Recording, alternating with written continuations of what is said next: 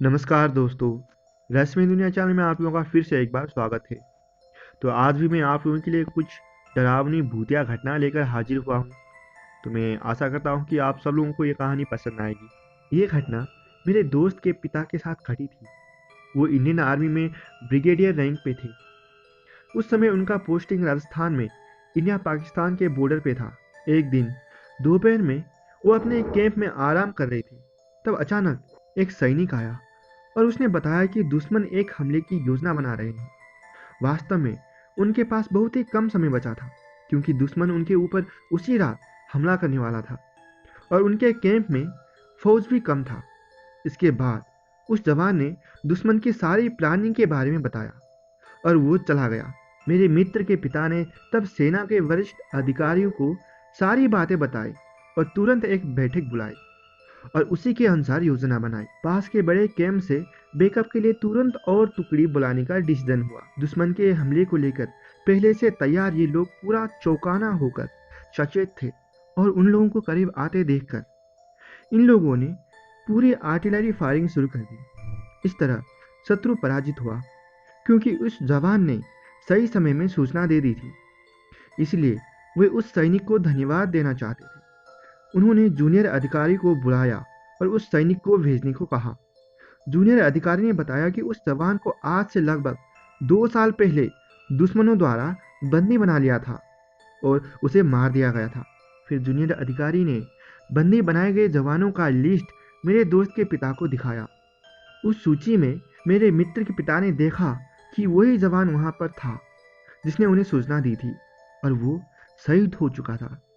जब उन्हें पता चला कि जो सैनिक उन्हें बताने के लिए आया था वो 2 साल पहले ही शहीद हो चुका है, तो उनको कुछ भी विश्वास नहीं हो रहा था। उन्होंने सभी को बताया कि ये वही आदमी था जो उनके कैंप में आया था और उसे दुश्मन के सुनियोजित हमले की जानकारी दी थी। वहां मौजूद उस जूनियर अधिकारी ने कहा कि उन्हें पहले भी कई बार देखा गया है। कई बार उन्हें पोस्ट पर भी सुरक्षा करते हुए देखा गया है। तो मेरे दोस्त के पिता को इस बात पर विश्वास नहीं हो रहा था। तो दोस्तों, आपको ये पहली कहानी कैसी लगी? तो आइए हम चलते हैं दूसरी कहानी की तरफ। मेरा एडमिशन मुंबई के एक कॉलेज में हुआ था, इसीलिए कुछ दिन के लिए मैं अपने मामा के साथ उनके मुंबई वाले घर में रहने लगा। क्योंकि घर छोटा था, इसीलिए मुझे छत पर सीढ़ी के बगल में बने कमरे में रहने की जगह मिली। छत पे लगी लाइटों को रात में 11 बजे के बाद बंद कर दिया जाता था। उन दिनों मुझे अच्छी नींद नहीं आती थी। अपने घर और दोस्तों से दूर रहने के कारण मैं थोड़ा उदास रहता था।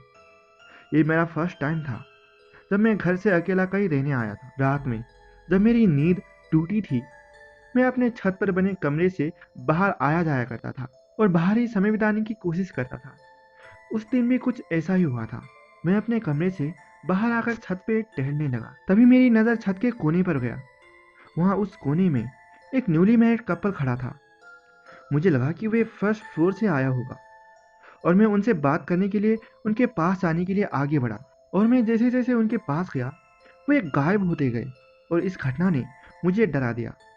मैं तुरंत ही पीछे मुड़ गया और अपने कमरे की तरफ जाने लगा। तभी मैं उस कपल को अपने कमरे की ओर जाने वाले रास्ते में खड़ा देख सकता था। मैं उनसे नजरें ना मिलाते हुए अपने कमरे की ओर भागा। मैंने किसी तरह अपना दरवाज़ा बंद किया और खुद को उस भूतिया कपल से दूर रखने के लिए चादर पर लेट गया। मुझे अगली सुबह सूरज निकलने तक कमरे से बाहर जाने की कोई हिम्मत नहीं हुई थी। उस घर के चौकीदार ने उस कपल को पहले भी कई बार देखा था और उन्होंने मुझसे कहा कि मैं उन्हें देखने से बचे। यदि वे दिखते हैं तो उन्हें अनदेखा करे और उनके काम में हस्तक्षेप ना करे। उस घटना के बाद वैसे तो मैं उस घर को छोड़कर चला गया, लेकिन जब तक वहां रहा वे मुझे फिर से नहीं दिखे। मुझे लगता है कि यदि आप उनके रास्ते में नहीं आओगे तो वो भूतिया कपल आपको कुछ नहीं करते और ना ही वे हानिकारक थे। यदि आप उनसे रास्ते में आने की कोशिश करते हैं तो वे आपको नुकसान जरूर पहुंचा सकते थे।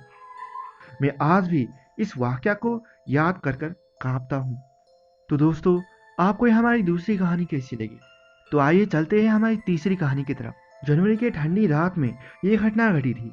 उस रात को हमने बहुत भूलने की कोशिश की, लेकिन उस बात को हम अपने दिमाग से नहीं निकाल सकते। वो शनिवार का दिन था और हम तीनों, संजू, अजय और मैं, पूरे दिन एक साथ थे। खूब मजा कर रहे थे। रात के 10 बज रहे थे। हम संजू के घर पर थे। बातें करके, गेम खेलकर और चुटकुले सुनाकर अपना समय गुजार रहे थे। अजय ने पूछा कि डिनर के लिए क्या प्लान है। संजू ने कहा कि वो एक नई जगह जानता है जो अभी कुछ ही दिनों पहले खुली है और वहाँ का खाना बहुत ही अच्छा है। प्रीतम का ढाबा।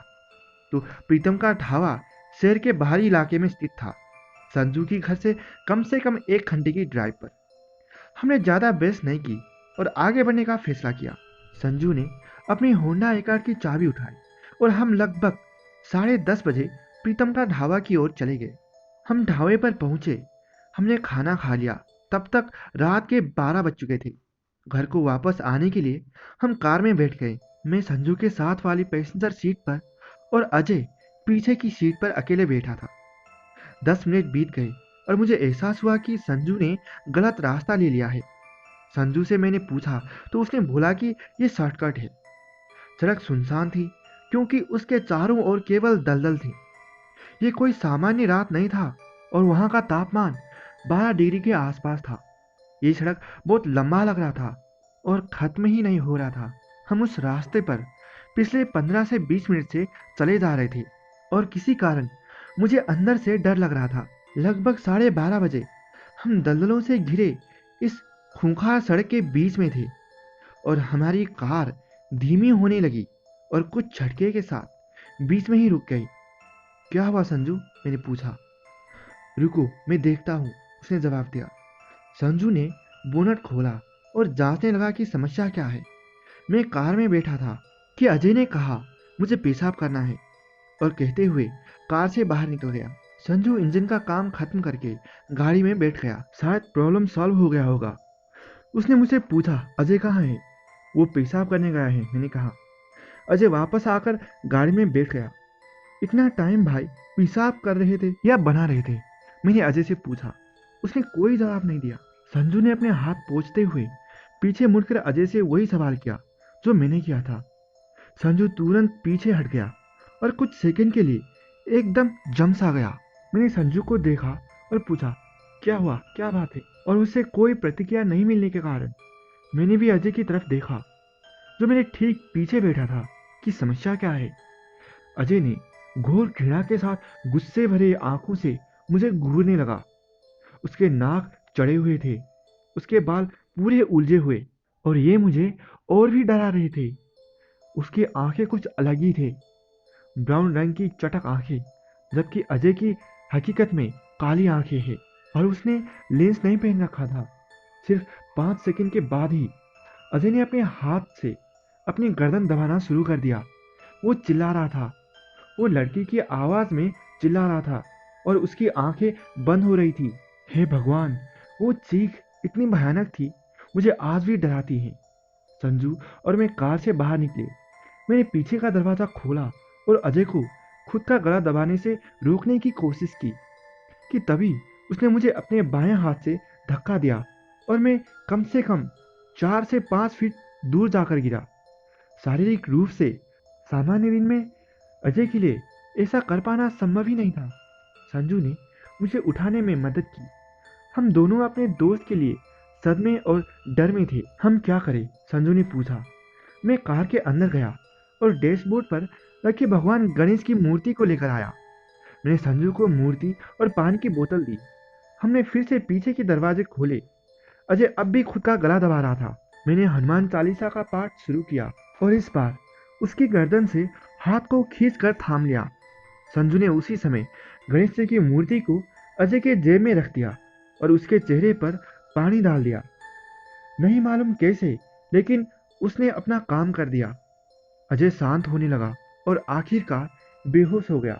संजू और मैं अब भी सदमे में थे और ये पता लगाने की कोशिश कर रहे थे कि पिछले 15 मिनट में क्या हुआ था। मैंने संजू को तुरंत संकेत दिया कि हमें अभी तुरंत यहाँ से निकलना चाहिए। हम संजू के घर गए और अजय को उसके बेडरूम में ले गए। हम उसके बगल में बैठ गए। वो सुबह 7 बजे उठा और हमारी तरफ देखा और पूछने लगा, क्या हुआ, मैं यहाँ संजू के घर में क्यों हूँ और तुम लोग मुझे ऐसे घूर क्यों रहे हो। मानो ऐसा लग रहा था कि उसे कुछ भी याद नहीं। और उसके बाद सब कुछ ठीक हो गया। हम उस रास्ते पर फिर कभी नहीं गए। तो दोस्तों, आपको ये तीसरी कहानी कैसी लगी? तो आइए चलते हैं हमारी चौथी कहानी और अंतिम कहानी की तरफ। मैं पालतू जानवरों का बहुत शौकीन हूँ। दुर्भाग्य से मेरे पिता को ये बिल्कुल पसंद नहीं है। निरंतर अनुरोधों के बाद मेरे पापा ने मुझे एक तोता दिलवा दिया। मैं तब 8वीं कक्षा में था। मैं और मेरा भाई हर समय मिट्ठू यानी मेरे तोता से खेलते रहते थे और हर समय आनंदित रहते थे। लेकिन एक दिन खेलते समय एक सड़क दुर्घटना में मैंने मिट्ठू को खो दिया। मिट्ठू को हमने 5 महीने पहले ही लिया था। बाद में मैंने एक कुत्ते के लिए पापा को कहा, लेकिन मेरे पापा ने इसे सीधे सीधे खारिज कर दिया। अपनी माँ के सामने लगातार रोते गिड़गिड़ाते रहने के बाद माँ ने कुत्ते के लिए मुझे पैसे दे दिए। और वो दिन आज भी मुझे याद है, जब मैं अपने लिए एक छोटा सा पपी ले आया था। मेरे पिताजी ने मुझे खूब डांटा, लेकिन जैसे जैसे समय बीतता गया वो शांत हो गए। ये कहानी वास्तव में मेरे कुत्ते से संबंधित है। मेरे कुत्ते का नाम टाइगर है। ये मेरा 14वां जन्मदिन था। सभी मेहमान और परिवार वालों ने मेरी जन्मदिन की पार्टी में भाग लिया और मैंने भव्य तरीके से उसे मनाया। लगभग 10 बजे जब सभी मेहमान चले गए, मेरा छोटा भाई अपना पसंदीदा शो गूज़बम्प्स देख रहा था और मैं मिले हुए उपहारों को खोल रहा था। अचानक मैंने टाइगर के गुर्राने की आवाज़ सुनी। टाइगर की आदत थी कि किसी के नहीं होने पर भी वो भौंकता रहता था। इसीलिए चिढ़कर मैंने उसे रोकने के लिए चिल्लाया, लेकिन वो नहीं रुका और गुर्राते रहा। तभी मेरे दिमाग में एक आइडिया आया। मैंने सुन रखा था कि डिस्पोजेबल कैमरे के माध्यम से भूत को देखा जा सकता है। मुझे उपहार के रूप में एक कैमरा मिला था। मैंने कैमरा पकड़ा और धीरे से उस जगह की ओर देखना शुरू कर दिया जहां टाइगर भौंक रहा था। मैंने जो देखा वो देखकर मैं हैरान और स्तब्ध रह गया। आप मानो या ना मानो, मेरे छोटे भाई को कोई सफेद चीज अपने चमकते लाल आंखें से घूर रही थी। मैंने उसकी फोटो ले ली। फिर मैंने अपने भाई को बुलाया और उसे भी वो फोटो दिखाया। वो भी ये देखकर चकित था और जो वो देख रहा था उसे पचा नहीं सका। दौड़ते हुए माँ और पापा के पास वो चला गया और सब कुछ बता दिया। बाद में जब मेरे माता पिता आए तो हमने उन्हें पूरी कहानी सुनाई। लेकिन तब मैंने जो फोटो लिया था उस पर उनकी नज़र गई तो कोई भूत नहीं था। हम भयभीत थे और पूरी रात डर में सोते रहे और लगातार अपने कैमरे को देखते रहे। कुछ दिनों के बाद हम इस बारे में भूल गए। दोपहर की अच्छी धूप थी। मैं अभी स्कूल से लौटा ही था और टीवी के सामने बैठ गया। बाद में जब मैं स्नैक्स खा रहा था तो मैंने वही गुर्राने की आवाज़ सुना। वो भौ भौ भौ भौ की आवाज़ कर रहा था। मैं चौंक गया और बाथरूम की तरफ गया जहां मेरा कुत्ता लगातार गुर्रा रहा था। मैंने अपना बायां कान बाथरूम के दरवाजे के किनारे पर रखा। मैं स्पष्ट रूप से अंदर किसी चीज के धकेलने की आवाज सुन सकता था। ये एकदम क्रिस्टल क्लियर था। उसके बाद मैंने सेल्फ से डिस्पोजेबल कैमरा निकाला और बाथरूम के अंदर देखने लगा। वो बहुत ही भयानक दृश्य था। एकदम सफेद बाल जैसी चीज टाइगर को मार रही थी। मुझे नहीं पता कि वो क्या था। उसके हाथ और पैर थे लेकिन उंगलियां नहीं थी। मैं घबरा गया और माँ से शिकायत की। उसने तुरंत ही मेरे हाथ में एक रुद्राक्ष बांध दिया। ऐसा माना जाता है कि रुद्राक्ष हिंदू भगवान शिव द्वारा पहनी जाने वाली एक चेन है। तब से वहाँ मैंने अपने घर में कोई भूत नहीं देखा। लेकिन मैं अब भी अपने कुत्ते का शुक्रगुजार हूँ जिसने मुझे भूतों से मिलवाया। लेकिन अगले ही महीने मेरे पापा ने टाइगर को बेच दिया। तो दोस्तों, आपको ये कहानियाँ कैसी लगी? अगर आपको ये कहानियाँ अच्छी लगी है तो इस वीडियो को लाइक ज़रूर कर दीजिएगा और साथ ही साथ इस वीडियो को अपनी व्हाट्सएप, फेसबुक जहाँ कहीं भी हो शेयर ज़रूर कर दीजिएगा ताकि सभी लोग ये कहानी सुन सके। अगर आपने इस चैनल को अभी तक सब्सक्राइब नहीं किए हैं तो इस चैनल को कृपया करके सब्सक्राइब जरूर कर दीजिएगा। तो आज के लिए इस वीडियो में इतना ही। मैं आशा करता हूँ कि आप सब लोगों के दिन आज अच्छे बीत रहे होंगे। धन्यवाद।